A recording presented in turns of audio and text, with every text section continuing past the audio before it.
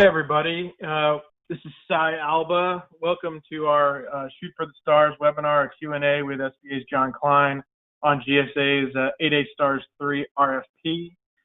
I'll introduce John in a minute, but just right now, as an introduction, I just want to let everyone know that this is a GSA procurement. We got a lot of questions from folks leading up to this.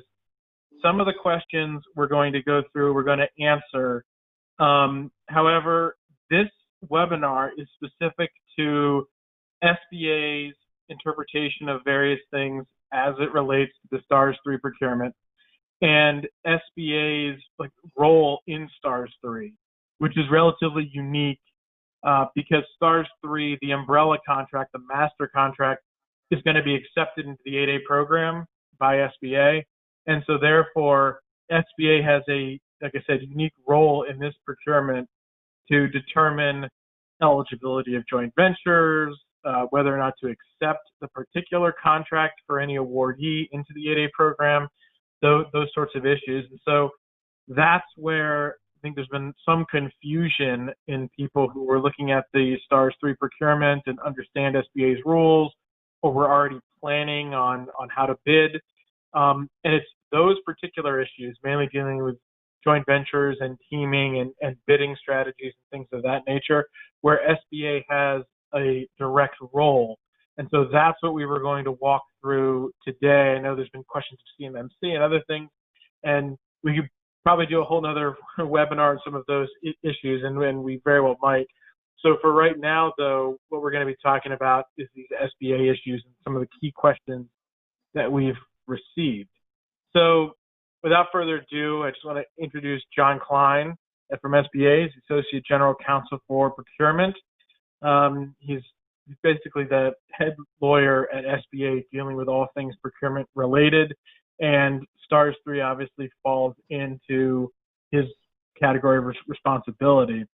And so, John, if you want to do a brief introduction or talk about more specifically, in a general sense, about SBA's role with regard to this procurement. Yeah, thanks, Ty. Certainly we've been involved with GSA, both in the extending of the STARS II and now with STARS III. So we certainly have been involved with the issues that are going back and forth. They've talked to us. What do we think about this provision? What do we think about that provision? And we're actually still in talks with them. Certain provisions that we still think need more refinement and more clarity on. So, I don't want to say specifically what some of those might be until they actually are finalized, but I expect to see some more clarifications as we go through this process as well. Okay, yeah, excellent. That sounds good to me. And so I guess we'll jump right into, I think, some of the main questions that we've heard from people. And so first and foremost, there's been changes in the RFP as to joint venturing and the Q&A. And I think the original Q&A said something like, well, can I be the managing member of a JV and bid myself? Or can I bid with my mentor and by myself? And the original Q&A said, oh, go check out 13 CFR 124.513 and talk to SBA. And that's all that they said. And I think there was a lot of confusion there about what that meant. I know we got a lot of questions about what does that provision say vis-a-vis bidding independently. And while there isn't anything directly on point, it's just sort of blatant, you can't do this or you can do that. There were the particular provision in there about having the capability to perform. And so I think the first question that is coming up is, can an 8A firm submit its own proposal and submit a proposal as the managing member of a joint venture? So as to that point, John, what's SBA's position right now?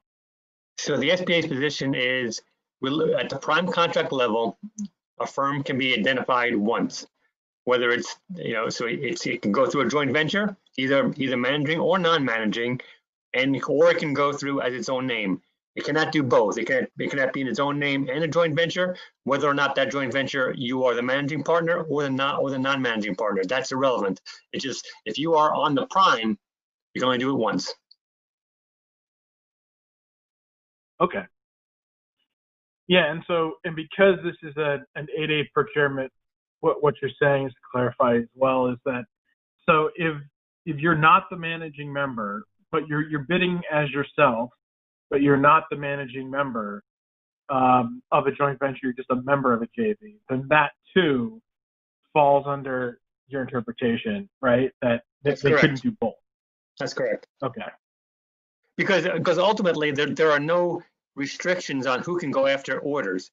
So we wouldn't want an individual going after the same order as they are on a joint venture. That just that would be inappropriate. So we wouldn't want that. In addition to the provision you talked about with capabilities, it's also the part about we wouldn't want you bidding against yourself. That's kind of odd and strange as well.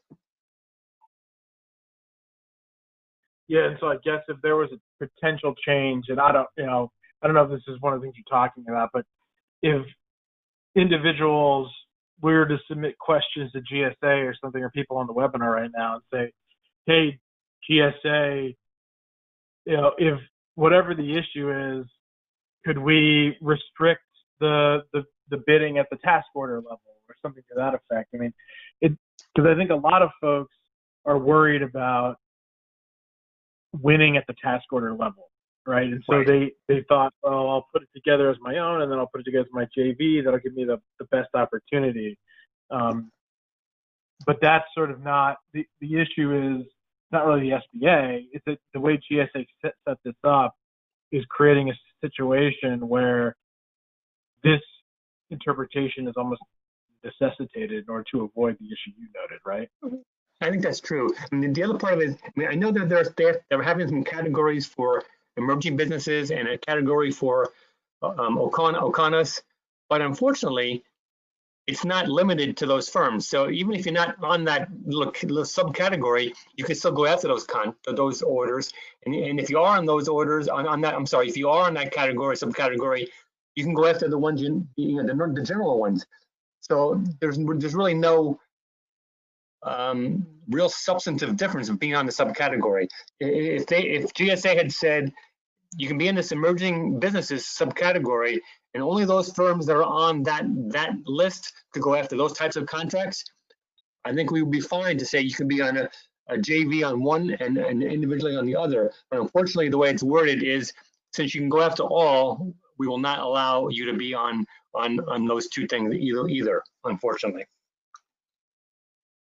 Yeah, and I get you the same thing with regard to capabilities, because I know one of the things we were thinking about earlier on is the idea that, okay, if your joint venture has the Oconas capability, but you bidding alone, you don't, for that example, then that would be a basis for the different capabilities part of 124.513, but it still doesn't correct or fix the issue you're noting. So it seems like that's the way GSA is put together, and allowing all that flexibility is really the main crux, it sounds like, of the issue.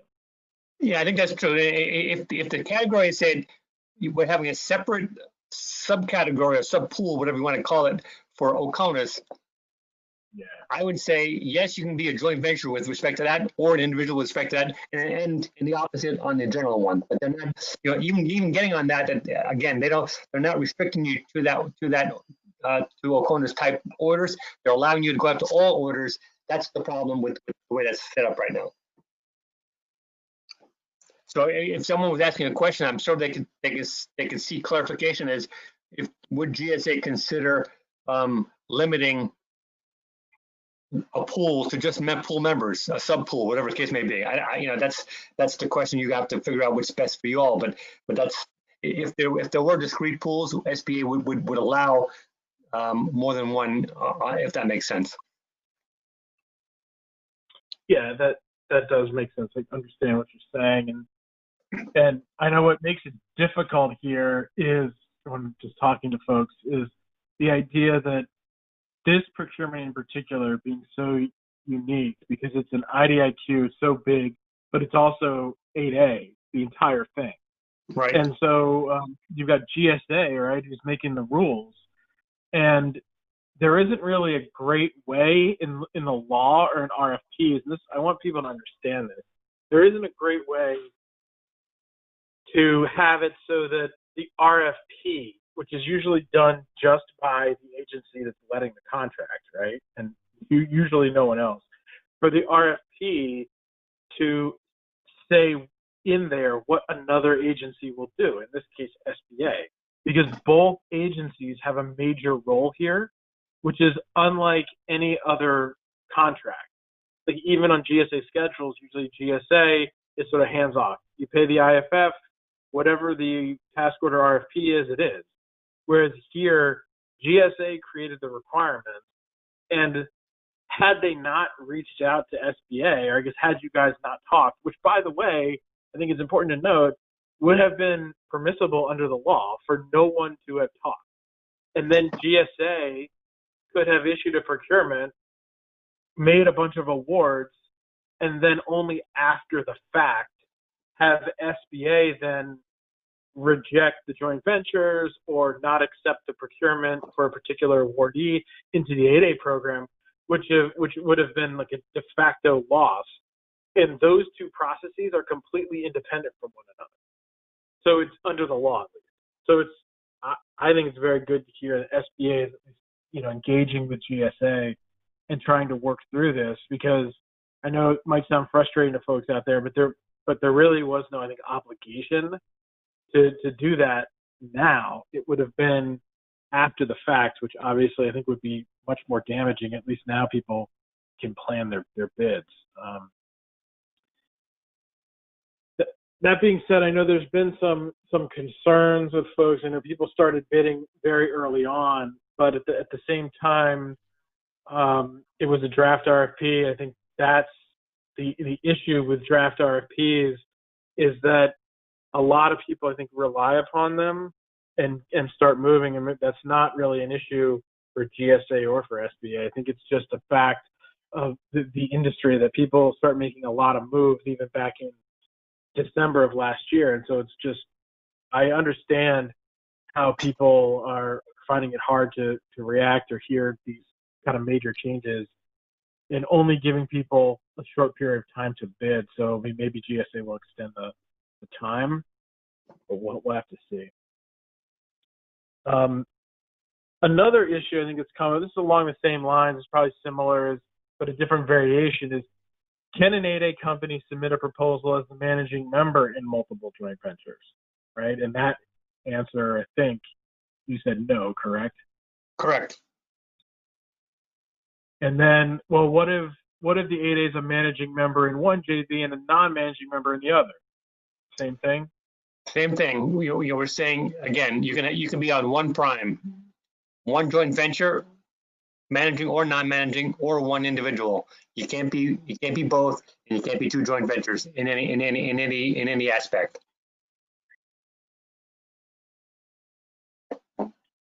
And that's true also. I know this is kind of goes without saying, we're just going through all the different permutations for people, so it's more explicit for folks that are on the line, is what if the JV, the 8A, has multiple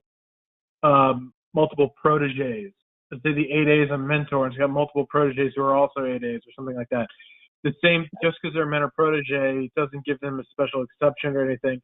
The same rule applies, correct? I think that would be actually the worst case scenario from SBA's point of view. If a mentor of a large firm had 3 small 8A proteges and they're going after, the STARS 3. First of all, in order to be allowed to have more than one, the first thing we're supposed to be saying is we're not going to compete with each other. That by itself makes me think that was an inaccurate statement up front. If you're on 3 mentor protege relationship joint ventures that are going after the same contract, that seems to be contrary to what you're supposed to be doing up front. Secondly, if we ended up saying you can submit offers, but then unfortunately we're only going to allow you to have one awardee, whose choice would that be? The mentors? That would be bad. Have the 2 8A firms lose out based upon nothing they did just because the mentor decided they wanted to go with firm 1 versus firm 2 or firm 3. So we're saying that if a firm appears in multiple offers, none of the offers will be considered.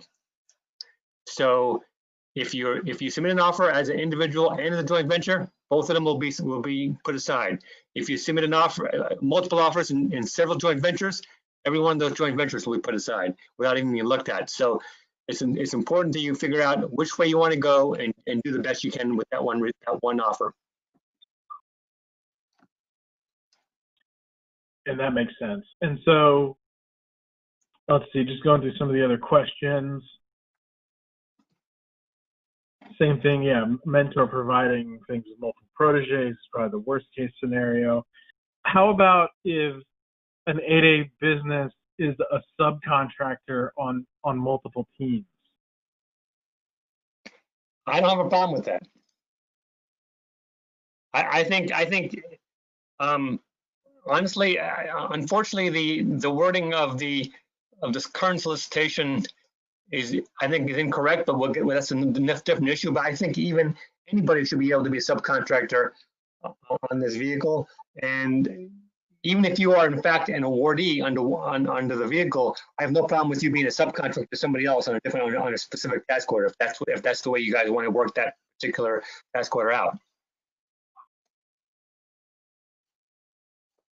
Yeah, I think this is a related question about, it said, please confirm that the intent is to only have offers include information for subcontractor suppliers who are involved in the offer supply chain process, and not to include information from any and all vendors for which the offer buys products or services. And I think just to jump in first on the RFP side of that, the GSA side, if you will, I read the requirement in the RFP is saying you can provide information from your subcontractors, but the limitation isn't on where they are in your supply chain, or whether or not they're vendors of yours for any particular products or services. I think it's more akin. It used to be in the first version of the RFP, it was you had to be an 8A subcontractor in order to be counted. And then they walked that back. And I understand, I think SBA had something to do with that, which is appreciated. They walked it back and said, well, you don't have to be 8A, but you still have to be small. And I think when I read that, both of those, even though now it's just as small, but it still almost seems like GSA is looking at this through a similarly situated lens and saying, well, even with subcontractors for proposal purposes only, not to do the work. Because to do the work, they said, you can have anybody on there so long as you follow the limitation on subcontracting, ostensible subcontractor, all those rules. But for bidding purposes and proposal purposes, you had to be 8A first, and now they got rid of that and they said just small. And I can't help but think it's just a sort of misinterpretation of the similarly situated rule, which now, given that they walked it back from 8A to small, it's not even that. It's sort of almost like a bastardized version of the similarly situated rule, which I don't know if that's something you can speak to right now, or it's still sort of in flux. I can say that that's an issue that SBA is discussing with GSA. I am concerned that it can be misapplied. People may think that they can subcontract to an other than small business for a particular task order, and I think that's inconsistent with our regulations. So we are trying to clarify that as possible. Okay, yeah, because when you're out there doing the work, as long as you're following the performance of work rules and ostensible subcontracting and whatnot, you could sub to anyone. In theory. Okay. And then another subcontractor question about, what if the 8A is also submitting its own proposal to be a prime or as the managing member or non-managing member of a joint venture, and then also a subcontractor on a team? I don't think it's a problem for it to be a subcontractor to do performance on a particular order. That's common out there. If just because you're a prime doesn't mean you can't be a sub also. I think the sub is a different issue. Okay, yeah, that makes sense. And consistent with what we talked about. So I think that's good for people to know and to understand. Like, look, yes, there's these limitations on whether or not you can bid yourself and in a joint venture, or you can bid in multiple joint ventures, or with various mentors and things of that nature. But when it comes to subcontracting, it's much more open because you're not a prime, if you will, or a member of a prime in the case of a joint venture. So that should, I think, help people as they're putting things together. Another thing, and this might be trickier, so not to put you on the spot, if it's something you have to think about, or if people are bidding as a mentor protege, and say a mentor has a couple proteges, what if you bid as a joint venture with both, let's say both of your proteges in the same joint venture? So it's one mentor and two of its proteges bidding together to go after work together and maybe win, things of that nature. Yeah, in theory, that sounds like it should be okay. Again, my problem with that would be, how did you get those relationships if they really are going after the same type of work? You were supposed to have told us up front that they are, in fact, different relationships and they won't compete with each other. So I'm concerned by that part of it. In the abstract, right. If 280 firms plus a mentor were going after the as a joint venture, that should be okay. But if they're both the same version of the same firm, that's concerning to me, because they should not have been competing in that regard.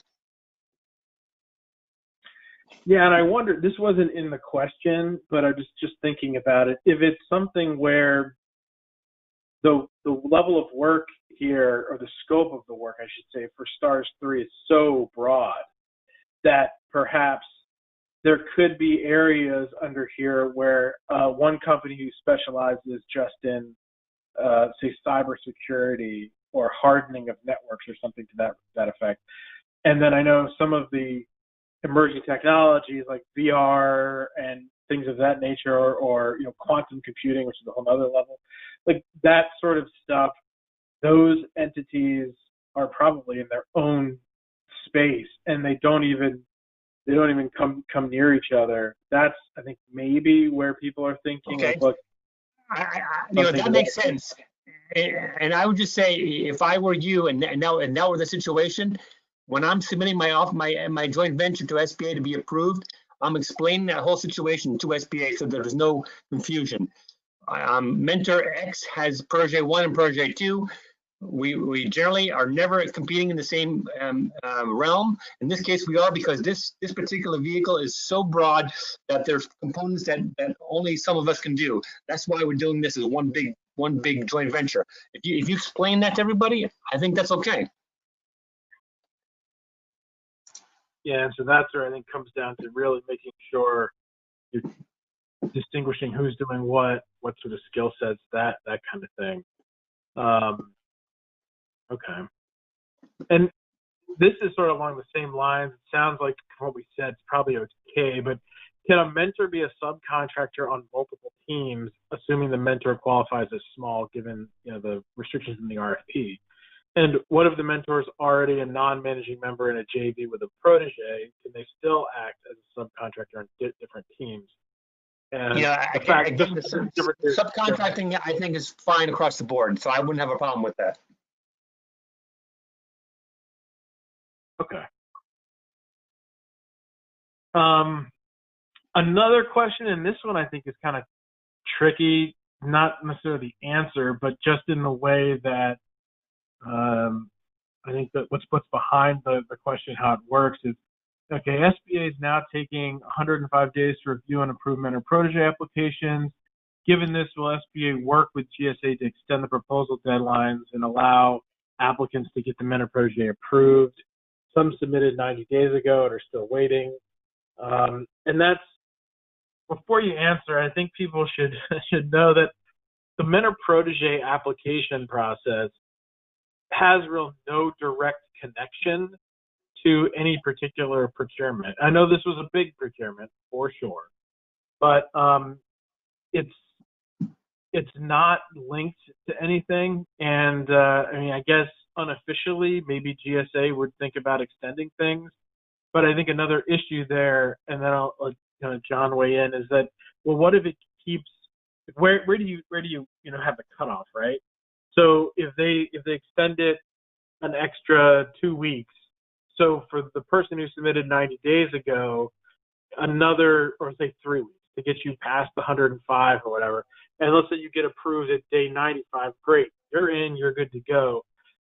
But what about the person that submitted 115 days ago?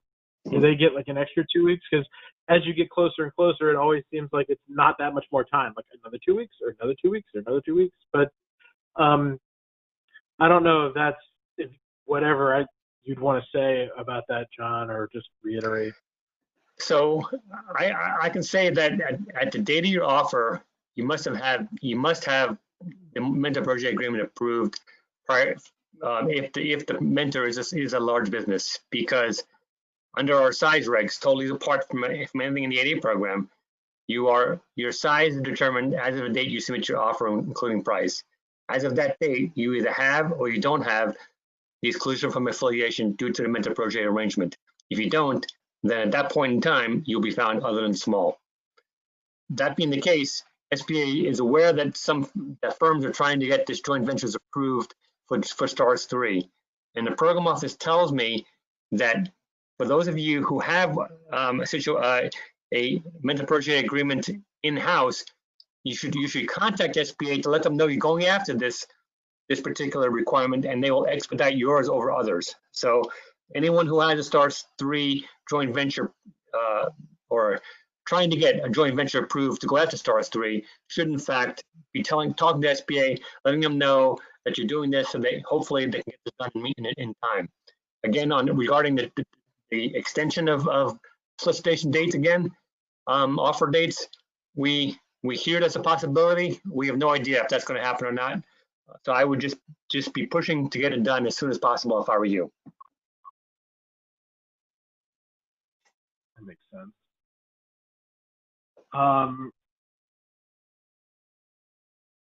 Let's see. Sort of corollary. Is there any other way for SBA to change the rules for STARS 3 to allow the mentor project to be approved after proposal submission? I think that's just the law, right? The law says that's whenever. That's just what our size regs say currently. So we can't really waive regulations. There's no authority to do that. Right. So that makes sense. I guess another question about sort of subcontractors, are JVs allowed to include subcontractors? I think this is a GSA question about the RFP. And I don't see anything in the RFP that would restrict you from being able to use subcontractor information in your proposal. Even if you're a JV, it's just because the subcontractors are not treated differently given that you're in a JV. So I would say yes, you could. And then another twist on it, I guess, is the idea of if you're bidding on STARS 3, if an 8A is bidding on STARS 3 as a prime, so not through the JV, could they use their 8A joint venture as a subcontractor? And I guess that comes down to would SBA, obviously you don't have to look at the JV because you're a sub, but would SBA approve the entry of that prime's contract into the 8A program if they're sub? I mean, in theory, I think that's probably okay, but I'm not understanding the why. If you have a relationship with a particular firm as a mentor project or not as a joint venture, you can just subcontract to them directly. Why are you going through it with yourself as a sub? But that's just kind of odd to me. That's all. Yeah, and I think there's something that is underpinning, and I know, John, you and I talked about this the other day leading up to this, is I think there's something underpinning, or an assumption that's underpinning some of this, and that is, if I bid as a joint venture, and maybe this is just a practical reality, right? If I bid as a joint venture, I'm going to always have to give away some of the work that I win. Whereas if I bid myself, any work that I'm capable of winning at the task order level, I can keep all of it. True. And I know that maybe the issue here is, look, if I bid myself as the prime, but my JV is the sub, I can use the experience and everything of the JV, which should include all members. Although that's an interesting issue and not really an SBA question. It's more almost like a procurement question for GSA, is how they would treat a subcontractor that is a joint venture for the reps and certs and the qualifications. Could you submit the managing member of a JV's past performance, or like the mentor, if you will, past performance, and have it count as your subcontractor because the subcontractor is the JV? I think that's an interesting question.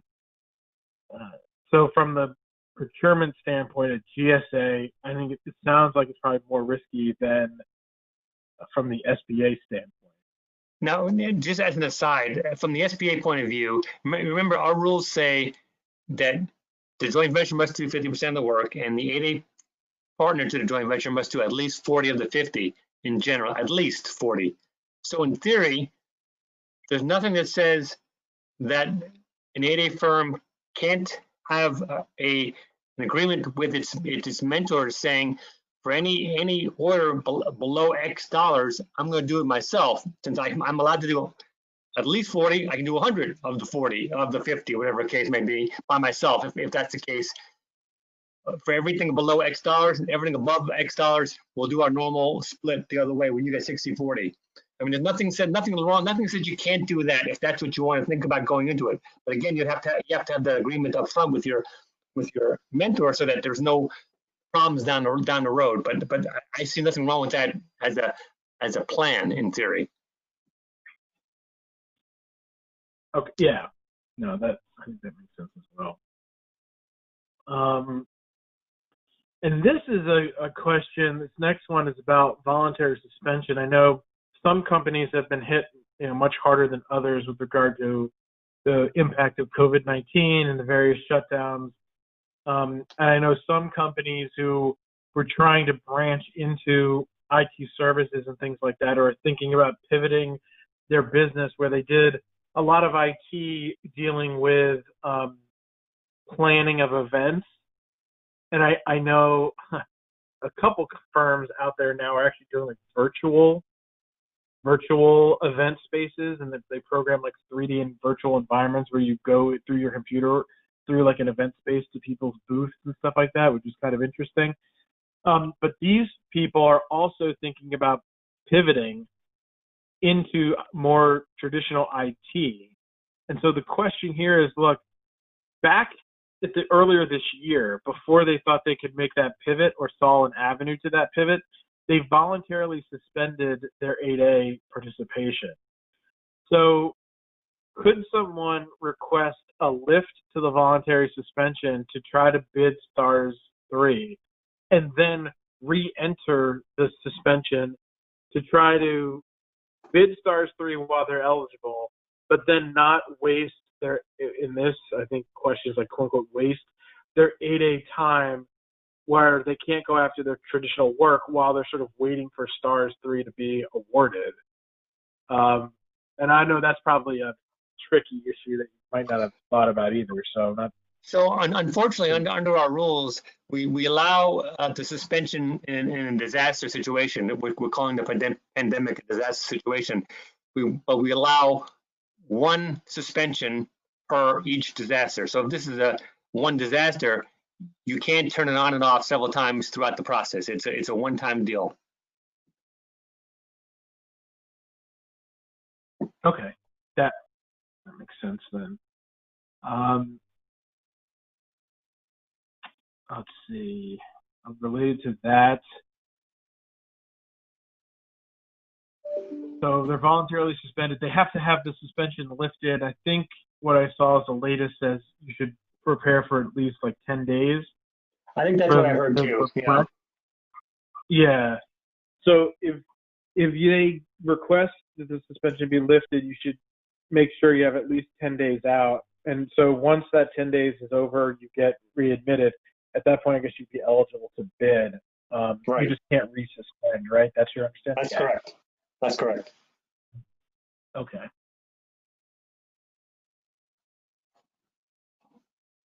Another issue, and I think this is kind of goes more to the procurement, but maybe it's something at least as a FYI for SBA, the observation from people who are looking to bid is that the STARS 3 procurement says that if you graduate from the 8A program prior to the exercise of the option year, so after that first 5 years, there's a 3-year option period, that if you are graduated at that 5-year mark, you're not eligible for the option period. But I think people are looking at STARS 2 and saying, well, even if someone graduated in the first year of STARS 2, they could continue to get options so long as they were priced options under the rules, which I think here, the way it's set up, they would all be priced. And now it seems like GSA is saying, we will not issue you the option. They're not saying you're not eligible under SBA's rules. They're saying under our procurement, we're letting you know that we're not going to exercise the option. Yeah, they're doing that in response to SBA's change in regs. The SBA has changed its regs since STARS 2 was awarded years ago. And now our 8A regs do say that you must recertify your 8A status prior to year 6. They didn't say that back when STARS 2 was there. So this is a new reg in SBA's realm as well. And we've told GSA that we will not allow those firms to be awarded contracts as 8A firms after year 5. Right, because they're recertifying. Same thing would be if you recertify as large or anything. It's just correct. We're making it consistent. We've had the size in there for a long while. We just added the status not too long ago. So that's why that's a new provision within this particular solicitation. Right. Well, I think that's an important point. I think also outside of this, it's just so people know that this was changed. Was it the beginning of this year or late last year? But it's new, right? Where it was added that you have to recertify as to status, not just size at that 5-year period. And this isn't really in the question, but I think it's also relevant. Is that for sole source awards under STARS 3? And I guess John, you could confirm, but it's SBA's regs say you have to be in the program or eligible at the time of award of a sole source, correct? Correct. So in the sole source order off of STARS 3, when you offer it to SBA, well, first of all, you have to offer every order that's a sole source order to SBA. SBA will accept it, but we will not accept it if the firm is graduated from the program. So they have to go up to another firm at that point in time. Again, that's another reg change that SBA made into its own regs to require all sole source awards, whether they're 8A contracts or orders off of 8A contracts. All sole source must be eligible at the time of the award of that particular vehicle, whatever it is, order or contract. Right, and I think this also comes from people looking at what happened in STARS 2, years and years ago, maybe still happening, I'm not sure, is that where the sole source awards were being made, there were firms that had graduated or joint ventures led by graduated firms who were getting not only option years, but also potentially sole sources, and that might not even be correct anymore, maybe not for a while. Let me just say, can I just talk about an aside from that for a second? Let's say, part of the reason we've changed our regs is exactly what you're talking about. A STARS 2 person who got the award in 2011, what year did it come out? I forget now. Way back when. And then they graduated back then. So they had 9 years in the program, and they had 10 more years on STARS 2. That's almost 20 years in the program. And that just Congress was beating us up over firms like that who they thought were inappropriately taking advantage of the program for firms who were still eligible and not getting the awards. So in response to that is partially what's happening in STARS 3. Yeah, and that makes sense. I know, you know, everybody loves Congress, right? But I know Congress is definitely looking at some of these programs rather harshly, and frankly, I don't think they understand the rules very well. I don't know anyone on the Hill who really understands the rules. I mean, just look at the CARES Act, and it's probably pretty clear. But what happens is, you know, so everyone knows, like, the people in Congress that don't understand the rules necessarily or are looking at it from the political perspective tend to put a lot of pressure on agencies sort of after the fact. And that's probably true not just for SBA, but for GSA under these large procurements. And, you know, people in the media as well who also don't understand the rules see what's happening not from the black letter, like, legal perspective, but from the policy perspective. And so that can drive a lot of these things. So I think that's certainly helpful insight so people understand sort of what's underpinning some of these things. Let's see. People are asking, it's probably you don't know this, but about an extension given the changes that are occurring or things that people are saying, like, will GSA extend? I think that's a question for GSA, but I don't know. Yeah, you know, we hear the same rumors you hear. It's possible, but we have no idea. GSA would know much more than we on that issue. Yeah.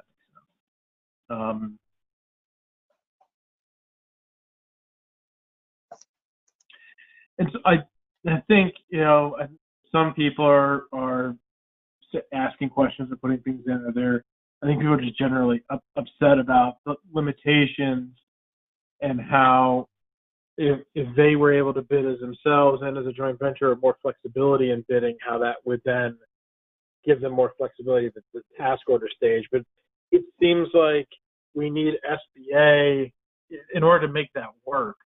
We need, I'm sorry, not SBA, GSA. We need GSA to revise the RFP and almost make it more restrictive as far as the OCONUS and the emerging technologies in order to allow more flexibility, if you will, in the bidding for certain aspects of the work. Right. If they did that, then we would allow you to be individual on one portion and the joint venture on another portion, if that's what you want to do.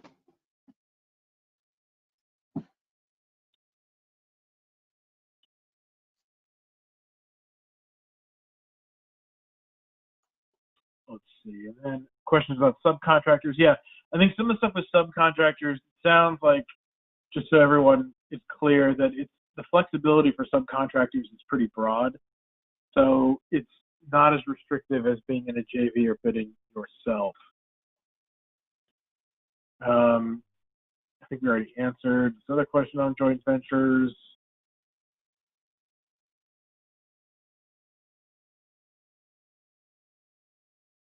What else?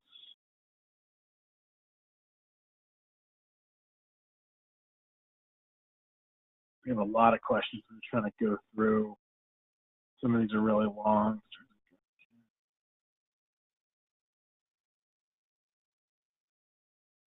Oh, people are raising some of the issues how STARS 3 changed from saying there were a number of different task areas, and by streamlining it down, I think we could almost look at it that way too, maybe, that because they streamlined it down and instead of having different functional areas where people could only bid on those task orders, I think GSA was probably trying to make it simpler, but in making it simpler, it also created, I think, the issue that we're talking about, so that it's really restrictive, so that the 8As or their joint ventures, you have to pick, whereas if each functional area had been done separately in its own sort of swim lane, it would have been just like what we were talking about before.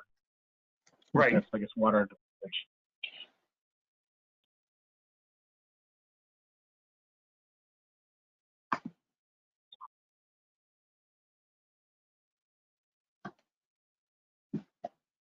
let's see, my question is different. Question, can we include a small business who is the mentor for a different 8A who's bidding?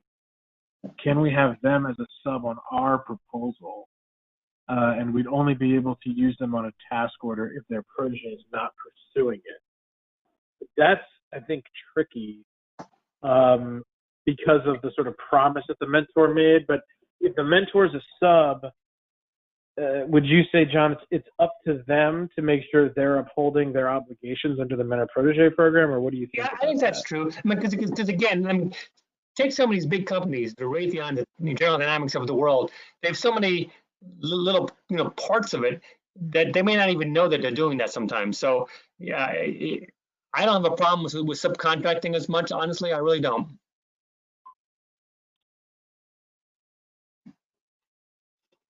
Okay. Yeah, and the same thing, people are saying, so if we're the prime, can we use another prime as a sub?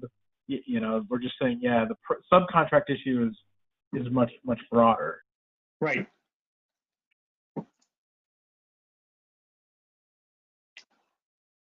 Can the JV be a sub to a prime? Yeah, we answered that already.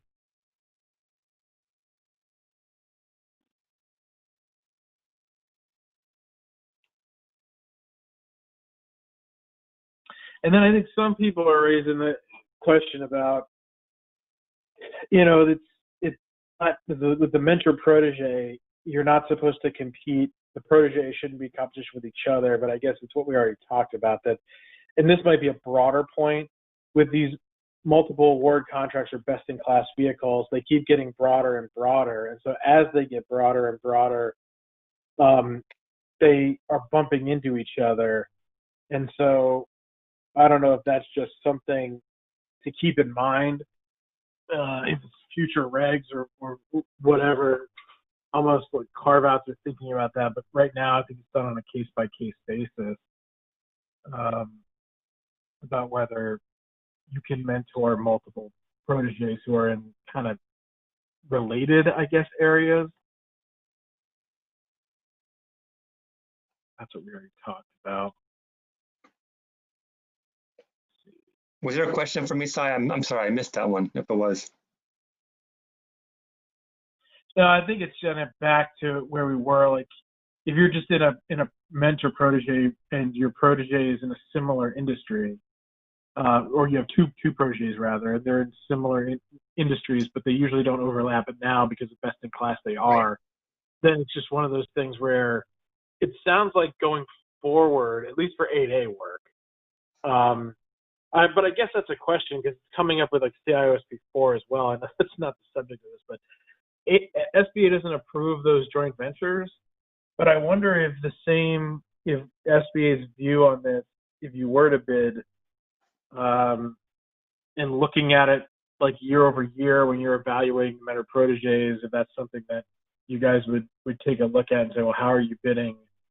Should people give an explanation, I guess is the question, if they have multiple proteges in their annual review? Well, I mean, when SBA, right now is approving all joint ventures. So in this context, we would be approving this joint venture. So if the mentor has two proteges and they're joint venturing all together, the three of them, I definitely would explain the why in that situation. No doubt about it. So the SBA can easily approve versus questioning why you're competing with each other. And it's part of the annual review. I think that can't hurt to talk about it, but I don't think it's required to.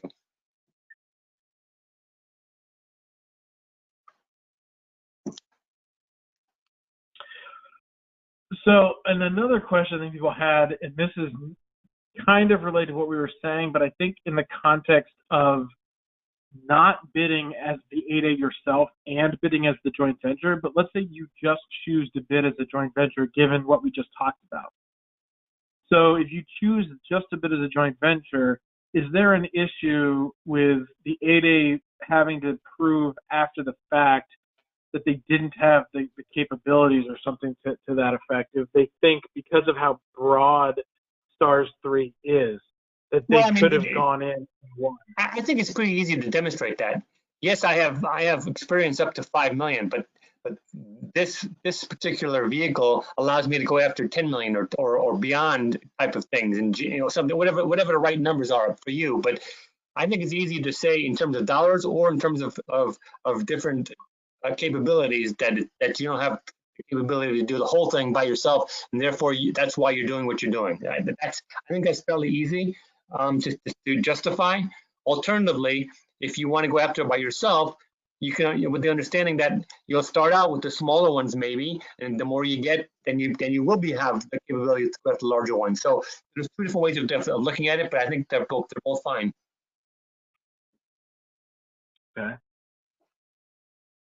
And then there's some questions I think here too about, look, the JVs here have to be approved, and they're saying that per the solicitation, regular JVs do not require approval at the same time of submission. I assume only the mentor protege JV is to be approved at the same time of submission. Is that correct?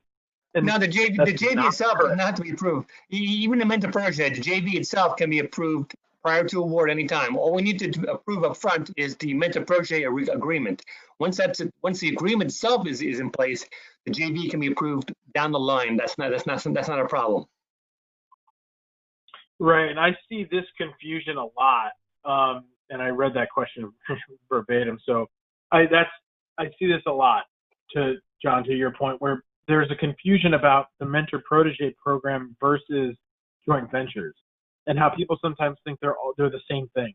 I've actually seen that at DOJ in instances, and then a lot of times with a lot of offerors as well. So, just to reiterate what John just said, the mentor protege agreement has to be approved before you bid, because that's when your size is determined. You have to avoid affiliation, assuming your mentor is a large business, right? And you wouldn't qualify as a JV anyway.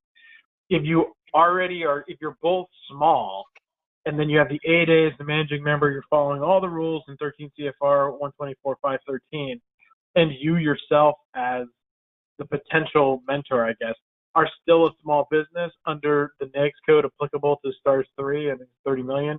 If you're still smaller than that, but you're also trying to be a mentor, you can form a JV and submit it for STARS 3, but it's not a mentor protege joint venture. It's just a joint venture outside of the mentor protege program, in which case you wouldn't have to wait for your approval of the mentor protege application. The only reason you need that is if your mentor is a large business for the procurement, or you otherwise don't qualify. And just as a aside, if I were a small business out there, I would never form an official mentor protege relationship with a small business, because again, I only get 2 per my life. If I can form a joint venture with that particular firm outside of the mentor protege relationship and still be small business, I think that's what I would do in most cases, unless there's a really good valid reason why you need to do what you're doing. They have some expertise, or they have you need capital badly, and this is the firm that's going to provide it to you. Generally speaking, I would not do a mentor protege with another small, but that's just me. That's good advice. And there's some questions too about the joint venture having to be approved in SAM, and if you're not in SAM, the JV cannot submit, and tying the SAM restriction to also the amount of time it takes for the district office to approve the joint venture.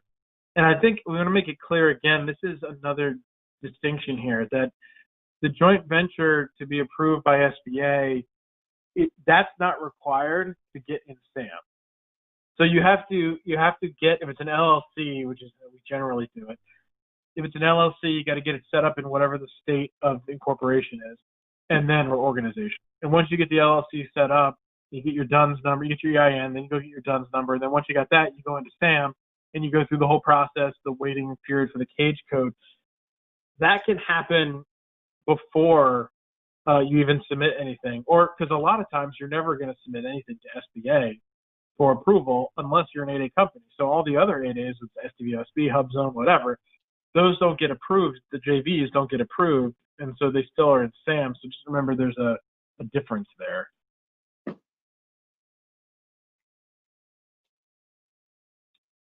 Um,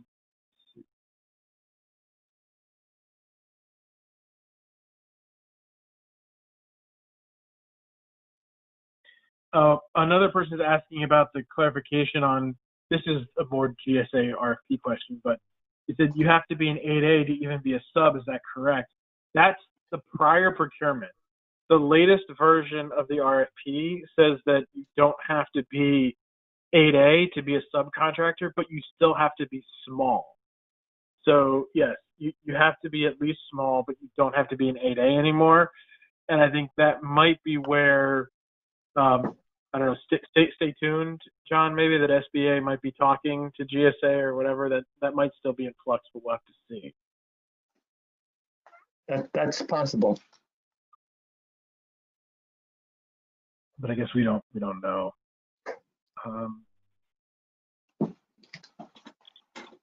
Let's see, I think you're kind of running out of time. I think we went through most of the larger questions that people had. There were some really long ones I have to go through and maybe answer after.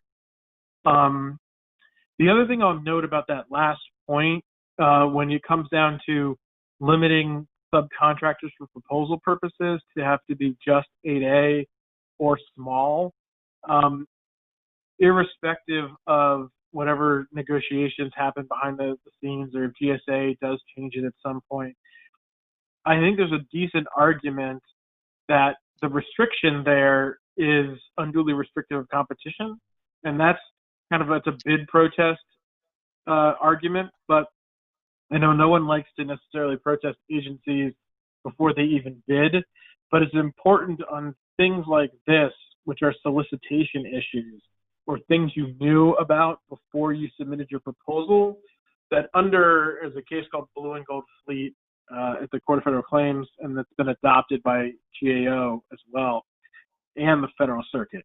So it's the law of the land that if you fail to protest something that you knew about, in particular if it's a question in the RFP, prior to submitting your proposal, you've waived the right to protest that. And if you lose at the time of award, because let's say in this case you submitted a non-small business as a subcontractor, and then you lose because you didn't have enough past performance or experience references, you can't protest that now because you're untimely. So people should just understand that as the time gets closer, if there's going to be action on that, unfortunately, it might be a situation where people have to act. With that, I don't know, John, is there anything else more broadly that you wanted to add? I think we're kind of running out of time. I think that's about it. Honestly, I didn't think it would last this long. That was good. I'm happy. Thank you. Yeah, thank you as well for your time here. I know you have a very busy schedule, so I appreciate you jumping on and answering questions for folks. And as things change, we'll be looking out. I'm sure everyone will be eagerly awaiting if GSA makes any revisions to anything, and we'll all kind of keep moving forward. So thank you again. Thank you, everybody, as well for attending, and I hope everyone has a good afternoon. Thank you again. Great. Bye. Thank you.